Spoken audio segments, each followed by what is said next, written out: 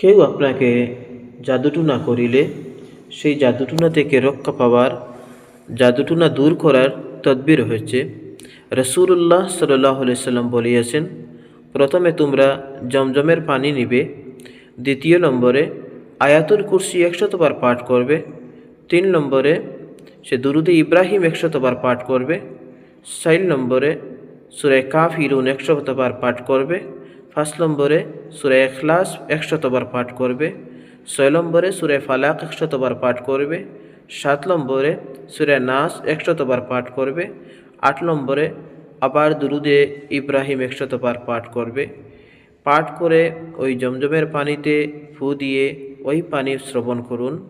ইনশাআল্লাহ তাআলা জাদুটুনার আসর, জাদুটুনা থেকে আল্লাহ রব্বুল আলামিন সেই হেফাজত করিয়া দিবেন, রক্ষা করবেন। এই আমলটি আপনারা নিজেরাই করুন এবং অন্যকে শেয়ার করিয়া দিন, অন্যরা যেন উপকৃত হতে পারে। আল্লাহ তাআলা আমাদেরকে কবুল করুন, আল্লাহুম্মা আমিন। সেই জাদুটুনা থেকে আল্লাহ রব্বুল আলামিন আমাদের সবাইকে যেন হেফাজত করে রাখেন, আল্লাহুম্মা আমিন।